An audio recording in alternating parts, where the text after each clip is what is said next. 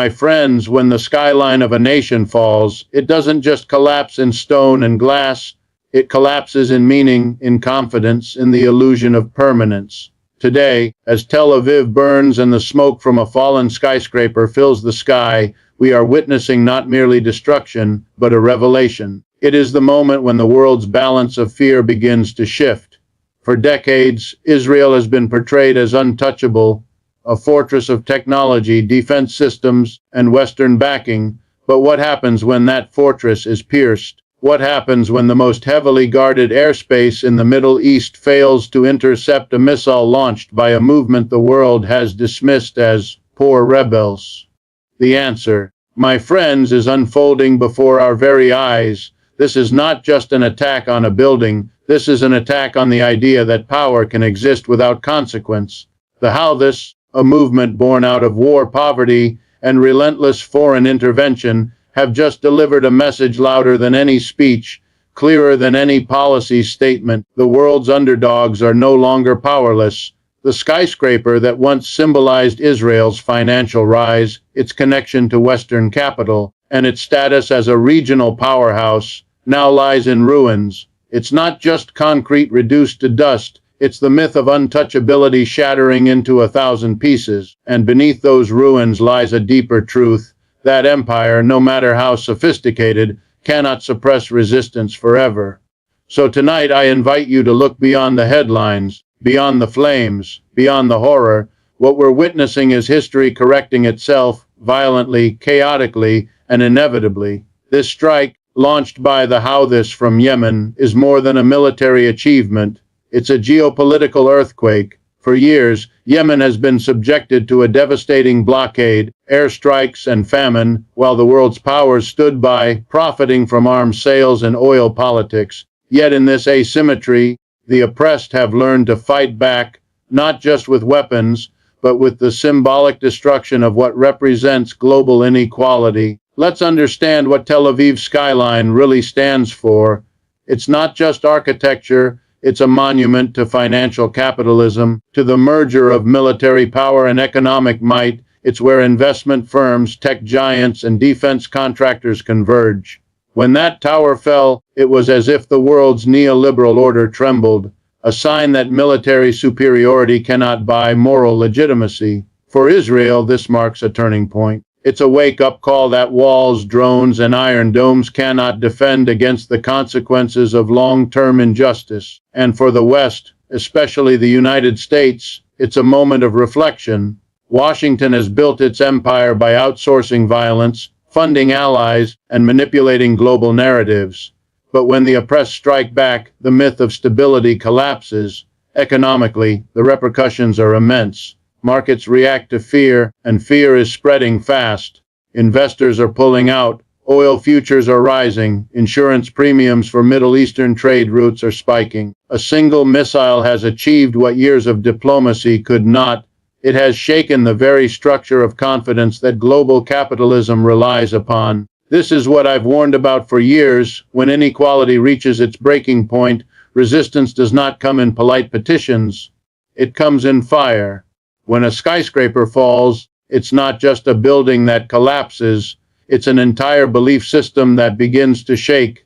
What we are seeing in Tel Aviv is not merely the aftermath of a missile strike, it is the unraveling of a political illusion carefully built over decades. The world watched in disbelief as flames engulfed Israel's tallest skyscraper, a structure once seen as a proud emblem of innovation, prosperity, and Western-backed security. But the smoke rising tonight isn't just from shattered concrete, it's the smoke of disbelief, of exposed vulnerability, and of a nation forced to confront a truth it has long ignored. Tel Aviv, often referred to as Israel's beating heart, technologically advanced, economically vibrant, militarily shielded, is now a city in shock.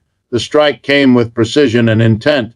No one expected a force from Yemen, a nation devastated by years of bombing and blockade, to project such power, accuracy, and reach.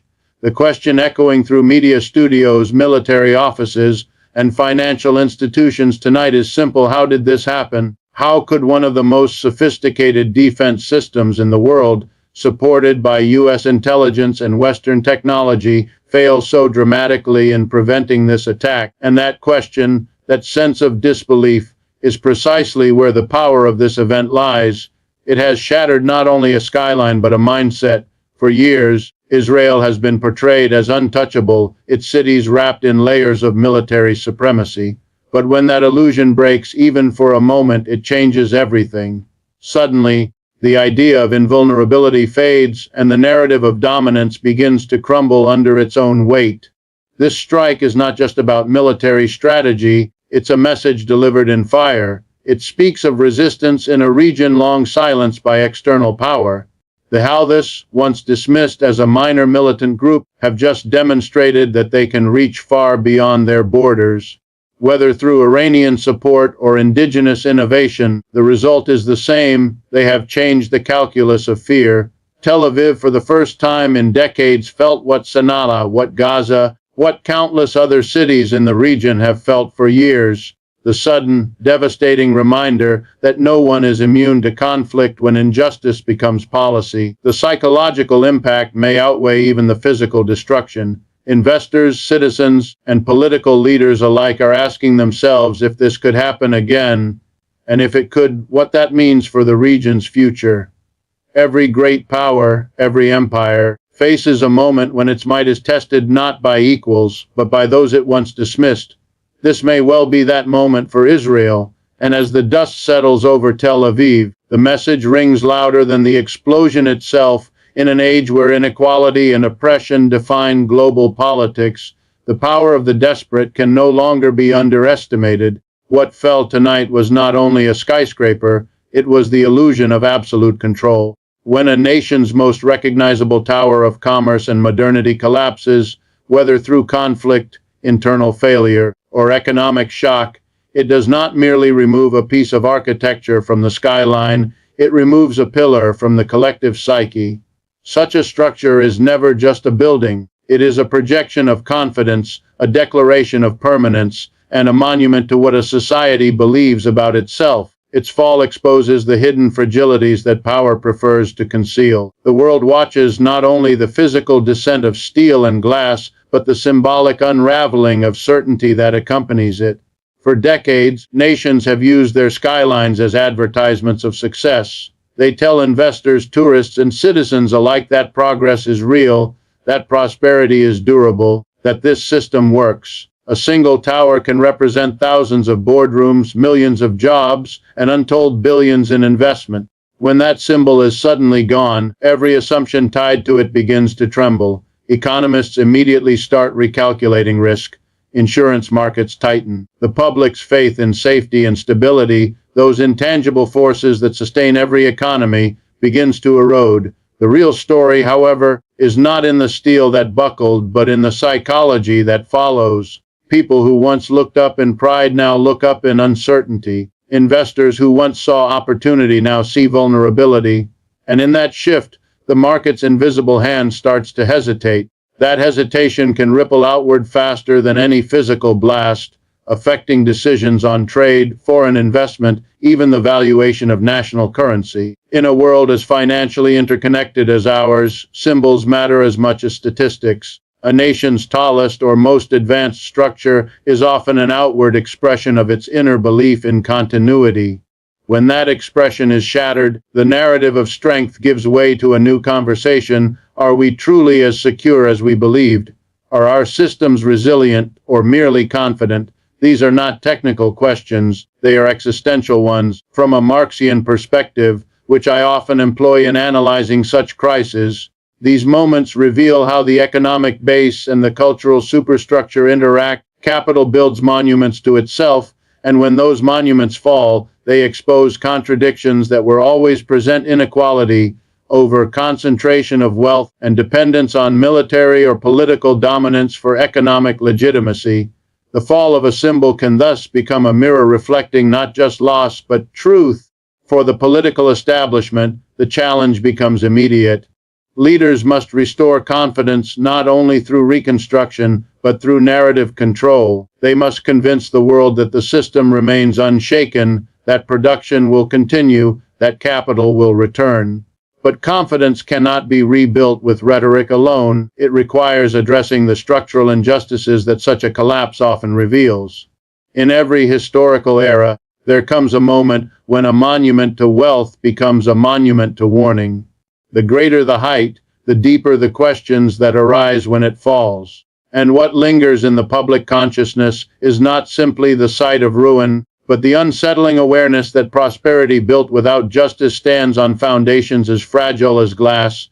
In contemporary geopolitics, few actions resonate as powerfully as those that defy the expectations of the established order.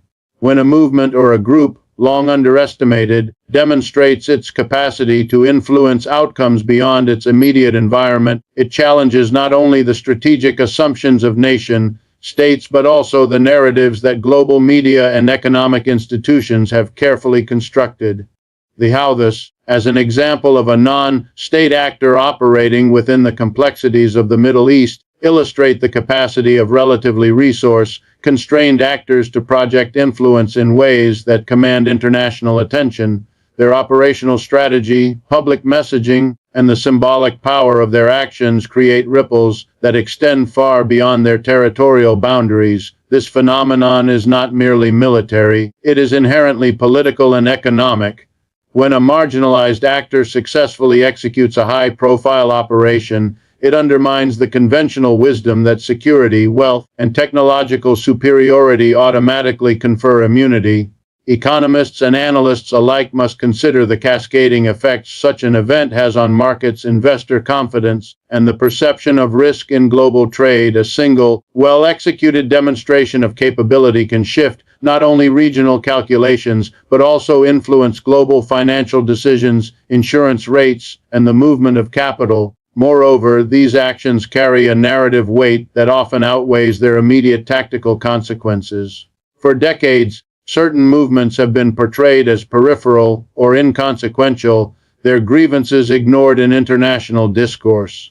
When these groups assert themselves, they do so in a manner that forces the global community to reckon with the underlying structural inequalities that enabled their marginalization in the first place. Analysts who ignore the political, social, and economic dimensions of such assertions risk misjudging both the immediate outcomes and long-term consequences. The strategic implications are equally profound. Governments and multinational corporations are now compelled to reassess their risk models and contingency plans. The notion of invulnerability, often fostered by concentrated military technology and financial dominance, is challenged whenever a lesser, resourced actor demonstrates ingenuity, coordination, and persistence. This forces a recalibration of not only defense priorities but also economic and diplomatic strategies, as nations weigh the costs of escalation against the benefits of negotiation or containment. At the societal level, the psychological impact is significant. Populations accustomed to narratives of dominance and control suddenly confront evidence that power is distributed more unevenly than previously understood. This realization can influence public opinion, electoral politics, and social cohesion within affected nations, as citizens reconsider the legitimacy and effectiveness of established leadership structures. Finally, these events highlight the intersection of technology, communication, and symbolism. Non-state actors today operate in a highly connected global environment where their actions can be magnified instantaneously, reshaping perception faster than traditional reporting or diplomatic responses can adapt. The result is a dynamic landscape in which influence is no longer the exclusive domain of states, and where strategic foresight must account for a diverse array of actors capable of shaping geopolitical outcomes in unexpected ways. Global markets are extraordinarily sensitive to sudden shocks, particularly those that challenge long-standing assumptions about stability, security, and regional control. When an unexpected event disrupts a perceived stronghold of economic or strategic power, investors and institutions react almost instantaneously, adjusting risk assessments, reallocating capital, and recalibrating expectations. The ripple effects of these decisions can be felt across multiple continents, influencing commodity prices, trade flows, and even the valuation of currencies. In regions that already experience high political tension, these economic reverberations are magnified as fear and uncertainty exacerbate volatility and create cascading consequences. In the case of a high-profile disruption within a key financial or technological hub, the immediate response from markets reflects not only economic calculations, but also psychological factors. Investor confidence, a subtle yet potent driver of financial stability, is shaken when symbolic centers of national power or economic activity are suddenly compromised. Insurance markets, particularly those covering infrastructure, logistics, and transportation, are forced to rapidly reassess exposure, leading to immediate adjustments in premiums and coverage policies. This, in turn, affects corporate planning, foreign direct investment decisions, and the long-term strategies of multinational corporations operating within the region.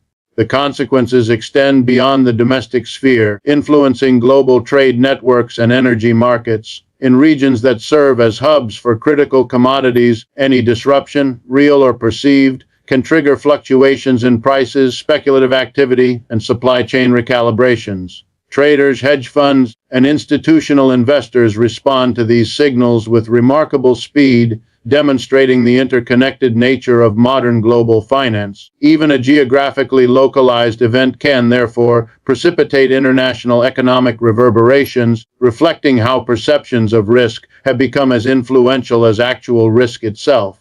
Strategically, policymakers are compelled to reassess their frameworks for economic resilience. Governments may accelerate the implementation of contingency measures, adjust monetary policies, or deploy diplomatic and security tools to mitigate perceived vulnerabilities. These actions, while aimed at stabilizing markets, often highlight the underlying fragility of global economic interdependence, revealing how tightly knit and sensitive these systems have become.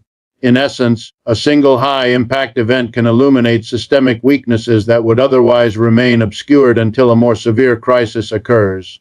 Psychologically, the impact is profound. Public perception, media coverage, and the narratives constructed by political leaders play a critical role in shaping market behavior. A single incident can shift sentiment from confidence to fear, prompting preemptive measures that accelerate economic consequences far beyond what the initial disruption alone might justify. In this way, perception becomes as operationally significant as material conditions, demonstrating the inextricable link between politics, economics, and societal psychology. Finally, the scenario underscores the importance of foresight, adaptability, and strategic analysis. Financial institutions, corporations, and governments must anticipate a diverse range of potential shocks, including those emerging from unconventional actors or previously overlooked threats. The modern economy is not insulated from geopolitical turbulence, and events that challenge conventional wisdom can rapidly recalibrate the global balance of economic confidence. These dynamics reveal that in today's world, stability is always conditional, markets are perpetually sensitive to disruption, and preparedness requires both analytical rigor and an acute understanding of human perception. In geopolitical terms, what some analysts are calling a turning point often begins with subtle shifts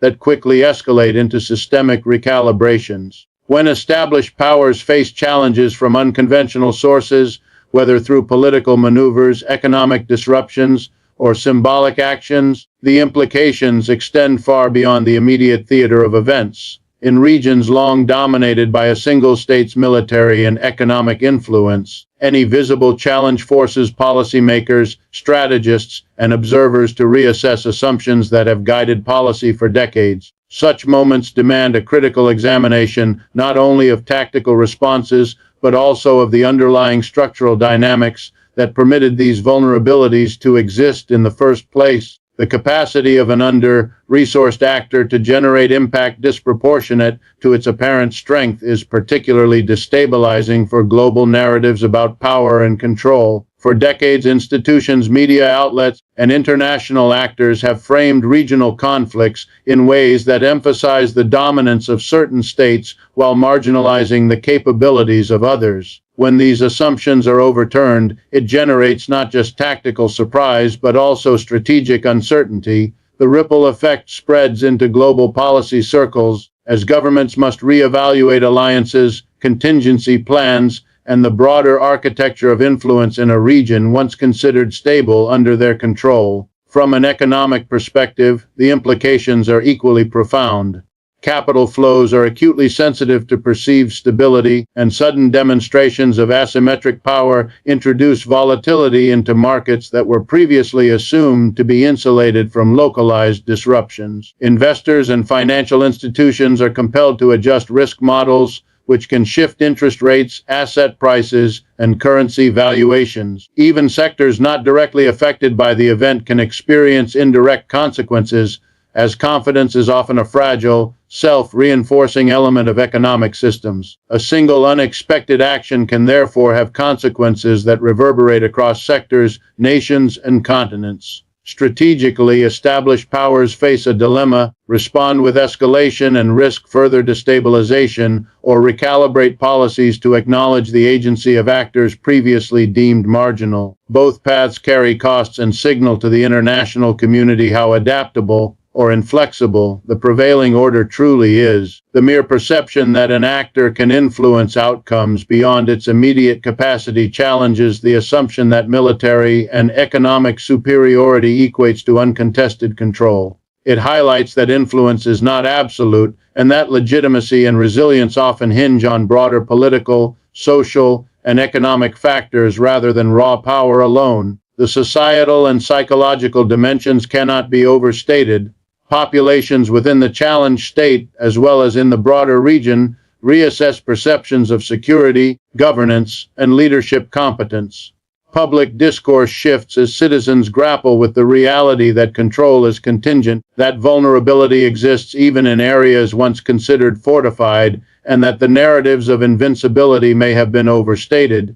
Media coverage amplifies this dynamic, shaping international opinion and influencing the responses of allied and adversarial states alike. Finally, the turning point is not only a moment of challenge but also an opportunity for analytical clarity. It exposes assumptions, illuminates systemic weaknesses, and forces strategic actors to consider previously unacknowledged variables. In doing so, it reshapes the landscape of policy, economic planning, and diplomatic engagement, revealing that the exercise of power is never static, that influence is negotiated continuously, and that the global order is more dynamic and contested than conventional frameworks often acknowledge. When a prominent analyst like Prof. Richard D. Wolff weighs in on a geopolitical event, it is never merely a commentary on surface-level facts. It is an invitation to examine the deeper structures that shape global power, inequality, and resistance. His perspective emphasizes the connections between economic systems, political hierarchies, and social consequences, highlighting how events that appear isolated can reveal fundamental truths about the global order. A single demonstration of asymmetric power, even when executed by a relatively marginalized actor, can expose the vulnerabilities of states long considered dominant, challenging not only military assumptions, but the very logic of economic and political control. The implications of such an analysis extend into multiple dimensions. First, there is the symbolic impact. When the established order is visibly challenged, it alters the perception of legitimacy. Observers both within and outside the region begin to reassess assumptions about who holds power, how it is exercised, and how sustainable it truly is. These shifts in perception influence policy decisions, strategic alliances, and even public sentiment in ways that are often more enduring than the immediate material effects of the event itself. Wolff's approach underscores that symbolism and narrative are as potent as weaponry in shaping global outcomes. Economically, the demonstration of unexpected capability by a non-state actor forces reconsideration of risk, investment, and market stability. Financial institutions, multinational corporations, and global investors are compelled to re-examine assumptions about regional security, infrastructure resilience, and supply chain continuity. Capital flows respond to perceived risk, often moving faster than governments can react or contain it. The psychological dimension of confidence in markets cannot be underestimated. A single event that undermines the presumed invulnerability of a state can create waves of uncertainty that affect sectors far removed from the immediate incident, from commodities trading to technology investment. Strategically, policymakers are placed in a difficult position. They must balance the need to project authority with the necessity of acknowledging the agency of actors previously considered marginal. Ignoring these developments risks further destabilization, while an overreaction can exacerbate tensions and invite escalation. Wolff's analysis emphasizes that traditional metrics of power, military capability, economic size, or technological sophistication are insufficient for understanding modern asymmetrical dynamics. Influence is increasingly contingent upon perception adaptability and the ability to project legitimacy in ways that resonate both regionally and globally. From a societal perspective, the commentary draws attention to the broader lessons about inequality, agency, and resilience. Citizens in both the challenged state and the wider region confront realities that challenge narratives of absolute dominance. Public